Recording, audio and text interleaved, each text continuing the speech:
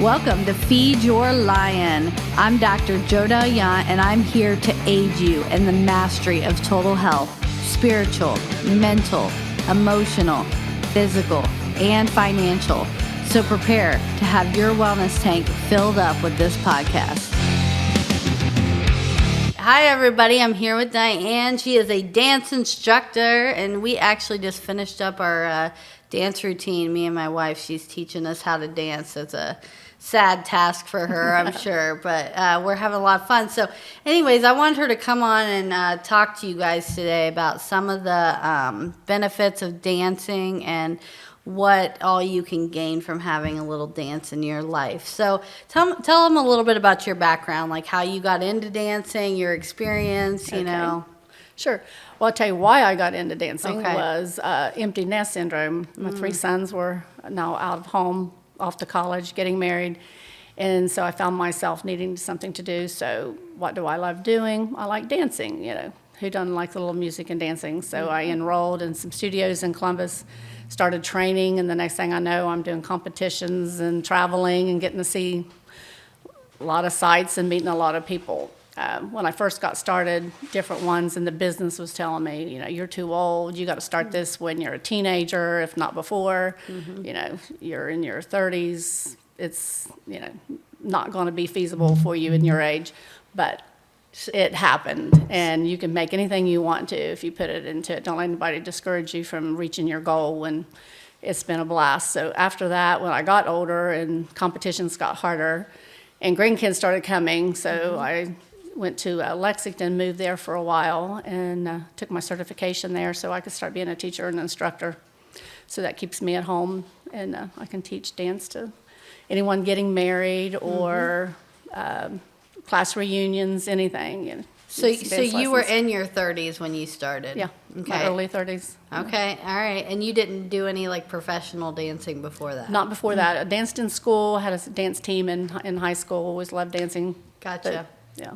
Okay, so nobody can use the excuse, I'm too old for dancing. Can't do that. They can't use it. No, and the one thing about your age, the more you dance, and the places that I go to, the older people I run into that have been dancing, there's some in their 80s and 90s that are still hitting that floor, and it just keeps you young. That's awesome. So as far as the competitions, like how is that structured? Because you do ballroom dance, right? Like Ballroom, Latin, and swing. Okay, all right. And there's a lot more dancing. Actually, I looked up. Let me tell you. I looked up this list of the types of dancing. So there's the ballet.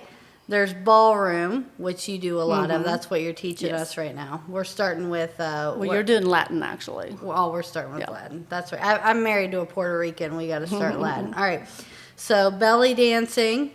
There's hip hop, jazz. Pole dancing's big. Pole dancing. That's a big one, right? Yeah, and of course that's one everybody wants to tease you about. Oh, can you teach me some pole dancing? Pole dancing, yes, yeah. So then there's salsa. That's your Latin dancing. They even have square dancing on here. Now that's funny. I remember doing square dancing in high school. And then there's tap dancing. Does that about sum it up? Am I missing any big categories? Well, you have your freestylers. You know. Okay. You can go to any party and you have them. Okay. You know, all kinds of dancing on that floor. Okay, I missed the freestylers. Okay, so but tell me what like a typical competition, like how much training goes into that? Like what do those look like? Well, I tell you, I've been really lucky in as far as the competition.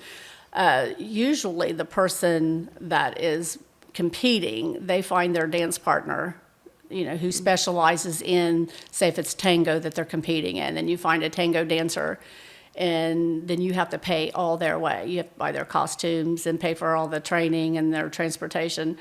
I have never once paid anyone's way. It's odd because I didn't have the intentions of it being into competitions. It was just social.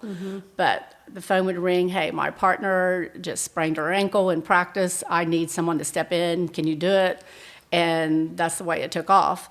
Now, I taught at Marshall for a while, only because the guy that they hired coming in from New York, partner tore her rotator cuff in a dance performance.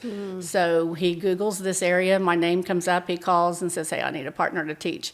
So I'm teaching at Marshall. The doors just keep opening throughout without it ever costing me anything. And it just meeting people and more experiences. It's just been crazy. It's been a crazy ride. Where was the furthest you ever traveled for a dance competition? Chicago. Okay. Was the furthest. Okay. Yeah. But I didn't get to see it. You fly in, you check in, you hit the floors for practices and under the lights, learning everything, and then you check out and fly home. So been to Chicago, been to a lot of places, but you've not get to really see the town, but you meet a lot of people. So if you're filling in for somebody, like they already kind of know the routine, but how long do you have to like work with them to kind of get Sometimes comfortable? it can be overnight. It's just according to when their partner maybe had an accident or a family emergency and had to, Okay. so that's the fun of it. If you've got a good reputation for being able to follow and pick up quickly, your name's usually the first one that they get, Okay. somebody will give out. And what do you get for winning these competitions? Like medals or like what do they do? Blisters, calluses, It's just the reputation only? Is that- muscles, usually, yeah. Okay. Yeah. All right. So what do you love about dance? Everything. Everything. I love everything. My favorite dance is whatever I'm doing at the moment. Yeah. Your posture's better, your stress level's down, any illnesses you have kind of like go away, fade away. Your problems in life disappear while you're on the floor. You can pick them up when you leave the floor. But that's my motto when you come into my dance class. You leave your problems at the door. You check them in, and you can pick them back up when you leave. So let's talk about that for a minute, like some of these benefits, because there's a lot of research, even with dementia and mental health things. There's a lot. Absolutely. I mean, anxiety, depression, reduced stress, which contributes to heart disease, hypertension, all these things. So there's a ton of good research and literature out there. Even like the decreased dementia, because you're having to use. I mean, you're lighting up that part of your brain when you're dancing, right? So, and even like flexibility, like you were talking about muscle building, balance issues as you get older, your balance is off. We were talking about that today, right? Like I'm in my late 30s right now. Jocelyn's turning 40, and we were out there spinning. And I was you lose your sense of balance. We were getting a little dizzy, so that that works with it. So there's so many things, so many benefits with it. But is there any like specific, stories or instances that you can tell me, like of people you've trained that have had? Sure.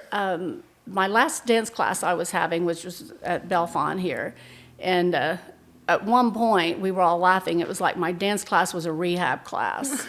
Because everybody we had in there had just had surgery or gotten back from a heart attack or diagnosed with crippling arthritis. Everybody had an issue in the class. It was like, this is rehab. But that was their go-to place that made them feel good, because you accommodate to each one of their injuries or disease or problem that they come in with. Like I had a guy had back surgery, and he was recuperating knee surgery or knee replacements. But my greatest, that has been worth everything, I had a couple come to me that were getting married. And he had been in a motorcycle accident years before, but he was paralyzed from his waist down. His wish was, I want to dance with my wife at our wedding. What can you do? We went through everything, because no use waist down. Got a hold of a Circus d'Art dance lady that had a holster that hung from the ceiling. So we tried that, putting that around him, and having her to dance around him where he could suspend him from the air. And of course that ended up not working out, and ended up making him a stand that during before the wedding started, the groomsmen picked him up out of the wheelchair and carried him over and set him up in like a Barbie doll stand and held him so he could move his arms, and he twirled her all the way around him, and I just sat and just cried and cried. And that's my favorite. That would worth anything, training and everything I went through. That's amazing. The time I spent with him to dance. That's all he wanted, was to dance with his wife at his wedding. And he did. wish. And he did. That's so amazing. Yeah, it is. It's crazy. So that's another thing, like talking about barriers. Like there's a lot of people that don't want to dance because they're embarrassed. They put their own barriers on themselves. Yeah. Yeah, because they'll say, well, I have no rhythm, or I don't know anything about dance. I want to embarrass myself. But as long as you can, count to 8 and you want to have fun, that's all you need. So as long as you can count 1, 2, 3, you're good. Yeah, that's it. So that's the thing. Like there's these things out there that certain people, they just can't dance. They don't have that rhythm. No, Maybe a they're lot of not people that, don't have the rhythm. but that doesn't. I mean, I say that about myself all the time, but that doesn't mean I can't dance, right? I Yeah. mean, Well, as an instructor, that's my job. If you can't dance and you don't have any rhythm, that's my job to break it down. And it's like, I want to tell you, it's like when you go out and cross the street, you step up on a curb. You don't even think about it. Who taught you how to step up on that curb or to walk up a flight of steps? right. So it's the same thing. I just teach you how to move like you would learn to walk up a set of steps. You break Your it down to brain the don't very think about basic. it. Yeah. You just, it's repetitive, and we do it enough, and you break it down to where it's just like walking up a step. It's walking to do dance moves, and before you know it, you know the routine. So you have two different types of dancers. You have rhythm dancers who just move to the beat. And then you have the ones who don't have rhythm. You break it down and you teach them to do step at a Steps. time. And so those are your two different types of dancers. So you guys hear that? Everybody can dance. Everybody. You don't have Everybody to, should. Yeah, and everybody should. Yes, you're hearing it Yeah. from the mouth of the expert here. Okay, Everybody should. So yeah, so how long? Okay, to learn an average dance, if a couple wanted to come in and say, hey, we just want to learn a specific dance. They don't really have a background in dance. How long is that going to take them? Like, I mean, and I know it's going to be different for everybody, but give us like an average. It is different for everybody because everybody learns at a different level. You may learn one dance quicker than the next person may learn another dance quicker. But you give it 4 or 5 lessons. If I'm going to sell a gift certificate for dance classes, it's usually I suggest 6. And that way they can get a feel if they like that dance. But your best way is to pick out music that you like. Not music I like, but music that they listen to. And maybe a group that they prefer. I'll find a song that they like best in that group. And, if they enjoy the music, they're going to pick up quicker. Right. And if it's something they already enjoy. But say 6 weeks, you kind of know if you're going to have a knack for it or just to have fun. And then how much practice in between? Like, Well, do it you think they're really depends. doing it? Most people don't. To be honest with you, most people don't practice because life happens. Well, and they're busy and they'll put it off, and you know that. I You did that do. too. Well, we had like a 2-month break. This was our second class today, and we had a 2-month break, and we were gonna practice, and we did one time, I think, and then it just. And not Life that we don't happens. want to, Yeah. but it just, everything gets so I Scheduling understand that, and yeah. But you don't forget it as quick as you thought, though. Well, if you think about it, your first one was kind of frustrating for you guys, but now the second one, it picked up a whole lot quicker and a lot faster, and you were laughing a lot more. yeah, we were laughing at each other. The second one it really kicks in. Yeah. Okay, so most people, they just want a fun thing. Six classes. A date night. They should be able to Yeah. get that. They should be able to get the basic steps. Or if they just want to dance in their kitchen. What couple don't want to just dance in their kitchen when the kids are gone or, Right. have an evening to themselves? If you're a fun Everybody couple, should. you want to You dance in should. the kitchen. Yeah, it can make you a fun couple. if you dance in the kitchen. See, she's giving me these eyes telling me no, you're limiting people here. Yeah. Okay. What if somebody was interested in being like a true competitor? Oh, I say bless your heart. You have to clear your calendar. It takes over your life. Okay. Like I said, when I had started having grandkids, then I knew, traveling, and I could have ended up any place. But I'm a family girl, so I would end up back home when the grandkids started coming. So it's an everyday thing. It's a dedication. It's like any career. You got to follow it and put everything you got into it, and it can be quite expensive to be into the competition, and it's short-lived because they get younger and they get faster and better. So what's your average competition like in the U.S. price? Like, what are you looking at To compete? what money you would have in it? Okay, so we just finished up on the Highest Star Ball in Columbus. Of course, the last couple of years I wasn't involved in that. But prior to that, I mean, you can have several thousands just in costumes and not your entry fee. So those are designed like and your like, practices, just in your costumes is thousands of dollars in your. So do they actually have like dance costume designers? If you're like, competing, you have to. Mm-hmm. So you just have to find them. Like, But I'm pretty resourceful. I can find used ones. I can find places that Okay. So, or make my own sometimes. All right. Well, let's get into like the relationships with dance. Okay. Like, have you seen changes in people, like how they like any marriages or partnerships that maybe like helped with this? oh, I mean, I know it's like a definitely. date thing, but or something couples do together, but you really have to work with your partner when you're dancing, right? I mean, Yeah, like partners are different now than partners were with my parents, because you relied on each other then. Now everybody has their own job, their own money, and they go their separate ways.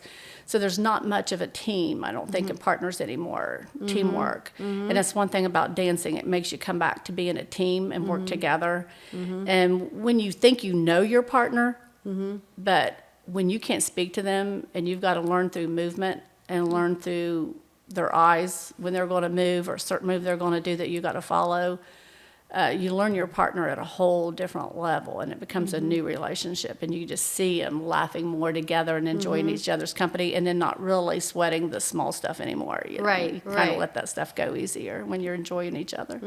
yeah. So like, how is it like if one partner's having trouble like getting it? Like, do you see that a lot where they're like very Sure. mismatched? Like, how Well, do sure, you that's kind life, of isn't it? One will get frustrated, usually not at the same time, but one will, and then the other one will, and it takes the other one to get them through it. But you always have one that gets a little more frustrated, and then it just takes patience, and that's what makes you grow more. You just have patience with each other, and then they help them get through what they're struggling with, and then vice versa. If the next one is the opposite, then they help them, and you become a little closer. Any obstacles make you get closer when you work through them. That's true. But do you ever see anybody just say, I'm done, like I'm not, this isn't. Well, of course, you have a few people that are really controlling. You have Yeah. a few that comes in that's a little narcissistic. So, those are the ones that you just got to say, you're going to make of it what you want out of it. And that's life anyway, whether it's on the dance floor or anywhere. You're going to make out of life what it is. So maybe it's a good way to pull that out. It is. Well, it is, and say, hey, because in dancing, as I've been trying to tell you, you have a leader. One's a leader and one's a follower. And a lot of times it's hard for a controlling spouse to give up the control to the other one. So let them have control. In the ballroom, let them have control of the ballroom floor. So is it always like in a male female? Is it always the male who leads? Always. Always the male who leads. Yeah. Now, I have had some circumstances where maybe the female follower partner has more of a music, can hear the downbeat more or stronger, then she will lead. They'll trade off. But, usually guys are pretty good at picking up the beat. I mean, I was Really? very surprised that I have more men that are quicker to learn dance. They're the last that want to come, but they'll be the first to pick up than a female. It's Really? weird. Why do you think that is? I don't know. Because we have have no idea. we It's have this surprising. thing that women have more rhythm, typically, right? Like, isn't that like kind of a preconceived notion? Well, I think women are multitaskers and we like to do 100 things at one time. Men are more on one at a time, and I think they pay more attention, maybe because they're just doing that one thing. Yeah. And we're already thinking, well, what we're going to eat on the way home, or why did I wear these shoes, or we've got 100. We do. It's hard for women to shut all that down. Yeah. And men will shut it down and concentrate on that one thing at a time. that makes So possibly, who yeah, knows? that makes Yeah. sense. So is there anything like couples could do to prepare before a first dance class? Like if they're going, like what do they need to know like before they They start? need to know not to take it serious. Don't have all this expectations, and just come and do it one lesson at a time and just enjoy it and learn to count. That's all you got to do. What about equipment wise? Do they need like, because we had to have like those special, you don't want slip shoes or like the Everybody slip shoes, thinks right? you can wear tennis shoes because it's more comfortable, but tennis shoes, rubber sticks to the floor, and you cannot slide, guide, or turn in tennis shoes. So it's better to have like a leather slick bottom, and if you don't have it, just bring a pair of socks and put a pair of socks on over your shoes, There you over go. tennis shoes. That works. Okay. All Let's right. see if you're going to be interested before you'd invest in a pair of dance shoes. But a lot of times you can find loafers with leather bottoms. How long do you see people typically stay in? Do they stay in more than one dance when they're taking class with you? Like, do they do more than the 6 lessons? Do they continue to come? A lot of Most them. usually, always, yeah. Yeah, they like it. Yeah. Yeah, it usually progresses. Almost everyone that I have had are still dancing, and of course COVID slowed a lot of that down, but we find the dance events, and there are dance events around. You just have to search them out. They're everywhere. In your local area, you can Yeah, find they're little everywhere. things to do because I think it's better sometimes, like task oriented people, they want to work towards something. Like some people, like I'm not good at like just doing something for fun. Like if I'm going to do something, I want to be like able to do something with it. Put it all into it, and use it. Yeah. Well, and everybody goes on vacation. I just got back, from Florida. My boyfriend and I went to Amelia Island, and the bands were everywhere. I mean, they were dancing every night the whole week we were there. Or you take a cruise or class reunion. A lot of people don't like to dance around people they know. So when you're out of town, and there's a band playing, but it has been really hard through the COVID thing because it's really hard even finding bands that are playing now. Yeah. Or a place that you can go dance, but hopefully that'll open back up because it's killed my dancing lessons for sure. Yeah, well, I mean, it's dancing's a social thing, and when you're having to be separated like that, but I mean that's another one of the benefits is the friends and the relationships you form with it because it is a group thing. It's socializing. You know what I mean? Like so, that's another. I don't know. Is there anything else like you want to talk about as far as what people should know, how hard it is, or any tips or anything that you can think of that we haven't really? Not really. You think dancing's been around for years and years, and how much fun it used to be. Like look at the movies back in Elvis Presley days, or you can look at what Dick Clark did on. Everybody danced. Everybody had such a good time. Even in biblical days, dancing. Yeah, I mean that exactly. it's always been a part. Dance and be merry. Yes. But now we have so much depression and anxiety. So I think if we got back to just enjoying some music and dancing with our loved one, a lot of that can just kind of settle down a little bit, maybe hopefully go away. Well, and I want to read those benefits off to you guys one more time just because it's such a big thing. You're increasing strength, increasing flexibility, helping memory, reducing your risk of dementia, increasing your balance, helping your heart and lungs. This is actually, there's studies on how it's helped congestive heart failure, right? Yep.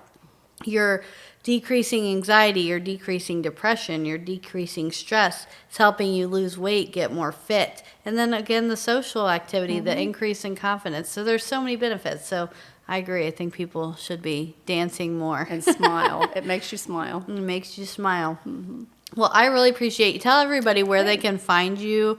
Do you have any like social media or anything that people can follow? Or if not, like how would they get in touch with you if they want to schedule dance classes? You can send me an email at Dianne Correll, that's DIANNE CORIELL 24 at yahoo.com. Yes. Or find me on Facebook. There you go. So if you guys were interested in any dancing, look her up. She's been great. She's been coming helping us. So I love it. And then, I like to tell you my quote for wrapping up the podcast. If you can dance and be free and not be embarrassed, you can rule the world. That's from Amy Fowler. I love it. Thank you.